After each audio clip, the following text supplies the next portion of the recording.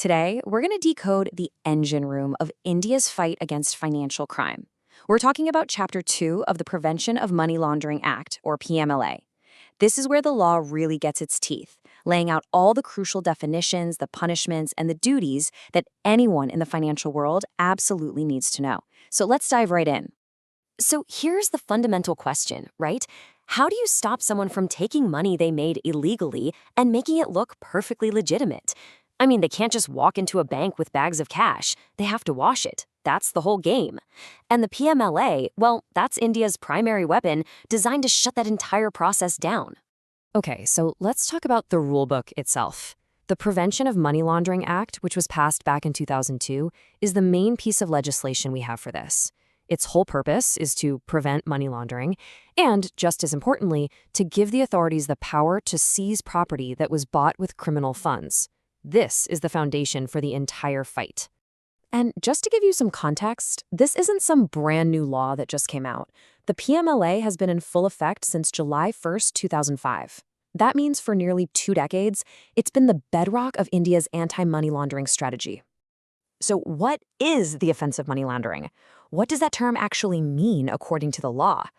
To figure that out, we have to look at Section 3 of the Act, which gives us the official definition. Now, this is the core of it all. And what's so interesting is just how incredibly broad this definition is. It covers anyone, whether you're involved directly or indirectly. And it's all about something called the proceeds of crime. That's the legal term for any assets you get from illegal activity.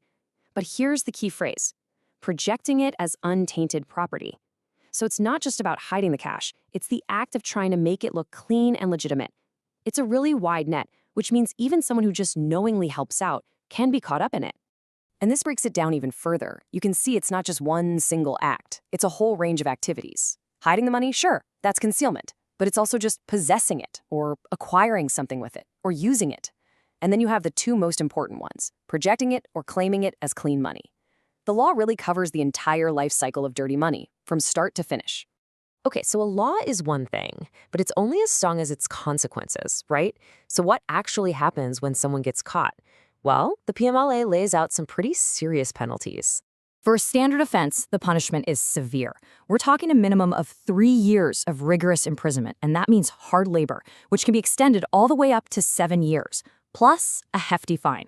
So this is no slap on the wrist. It's designed to be a serious deterrent.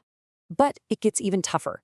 If the money laundering is tied to something more serious, like crimes under the Narcotic Drugs and Psychotropic Substances Act, that maximum sentence jumps up to 10 years. This shows you there's a tiered system in place where financial crimes linked to the drug trade are treated with extra severity. And it's not just about jail time. The law gives authorities some pretty powerful tools to hit criminals where it hurts: their assets. If a high-ranking officer believes a property is connected to criminal proceeds, they can provisionally attach it, basically freeze it, for up to 180 days while they investigate. You know, fighting money laundering isn't just about catching people after the crime has happened.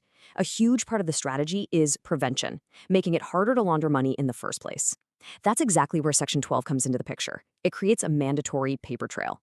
So, banks, financial institutions, and certain other businesses, they're all called reporting entities, have 3 main jobs.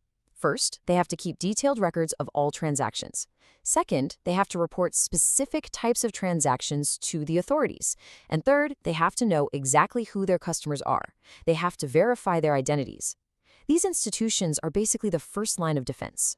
And these duties have a very long memory. All those transaction records and ID documents, they have to be kept for 5 full years.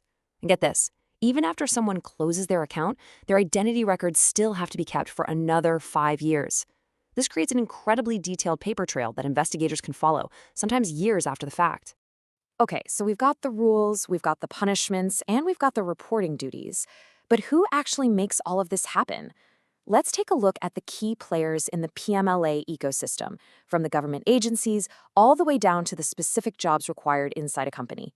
The main investigation agency, the one you always hear about, is the Directorate of Enforcement, or ED. They get a lot of their information from the Financial Intelligence Unit, the FIU-IND, which is the central hub for collecting and analyzing all this suspicious financial data. Then there's the adjudicating authority that deals with freezing property.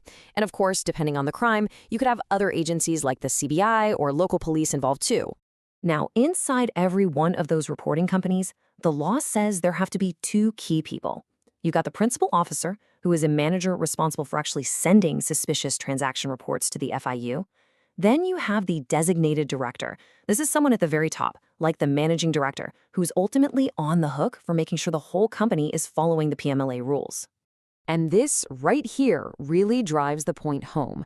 Compliance isn't optional, and it's not some low-level task you can just assign to an intern. Every single regulated company has to create a formal policy for anti-money laundering, and this is the crucial part, it has to be approved by the governing body or the board of directors. The responsibility starts right at the top. So what we have is this incredibly comprehensive, maybe even a little complex, framework. It defines the crime, it sets the punishment, and it creates a whole network to enforce the rules.